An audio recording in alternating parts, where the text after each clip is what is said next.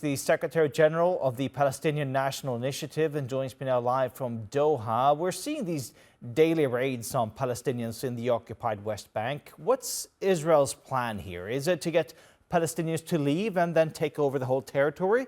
Or are these just sort of security operations to stop potential troublemakers? No, Israel is a settler colonial project right from the beginning. For the last 150 years, this project has been trying to steal Palestinian land, impose on it illegal settlers from other countries, and to annex this land, to steal it and then annex it to Israel. In 1948, when Israel was established, it was established according to the United Nations Resolution 181, which gave Israel only 54% of the land, but they took over 78% and practically occupied the rest and illegally annexed it. In 1967, as you mentioned, they occupied West Bank and Gaza, which is 22% of the Palestinian territory, and they started also a process of annexation. The Israeli intention is very clear. Netanyahu said it very clearly in the General Assembly 2 weeks before the 7th of October. He declared the new map of Israel, which includes the annexation of all of the West Bank, all of Gaza Strip, as well as the Syrian-occupied Golan Heights. This is a country that has violated and continues to violate every international law, and now conducts 3 war crimes in parallel: the war crime of genocide, the war crime of collective punishment, and the war crime of ethnic cleansing. And their goal is annexation and displacement of all Palestinians. This is clearly what the Zionist movement is aiming at. Many people decided to cover their eyes from this reality, but this reality is hitting everybody every day.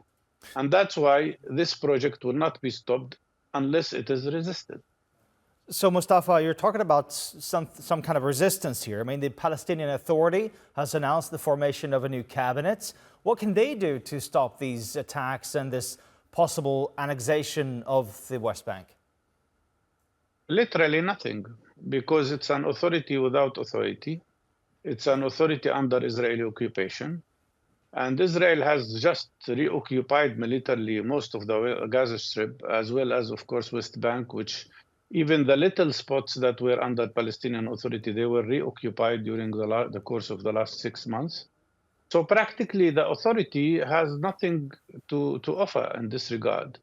The only solution for the Palestinian Authority, if it wants to change the parameters, is to move in the direction of unifying all Palestinian groups and forces in a unified Palestinian leadership.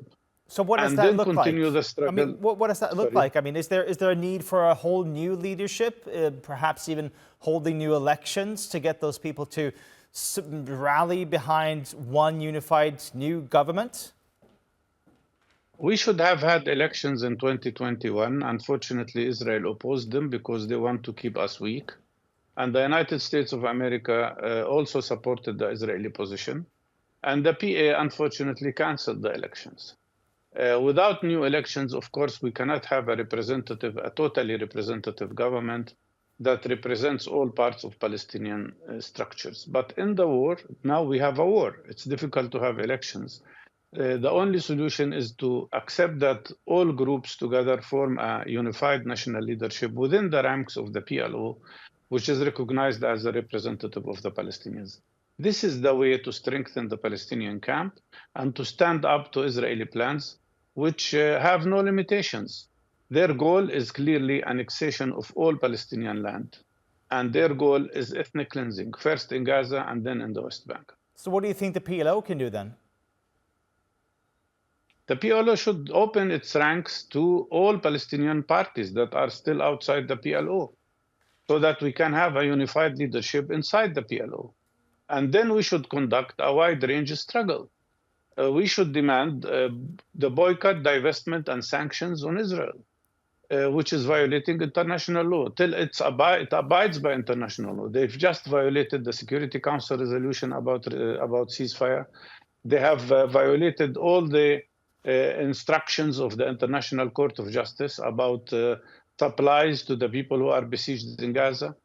And I think we should demand from every country in the world the imposition of boycott, divestment, and sanctions on Israel till it stops these atrocities.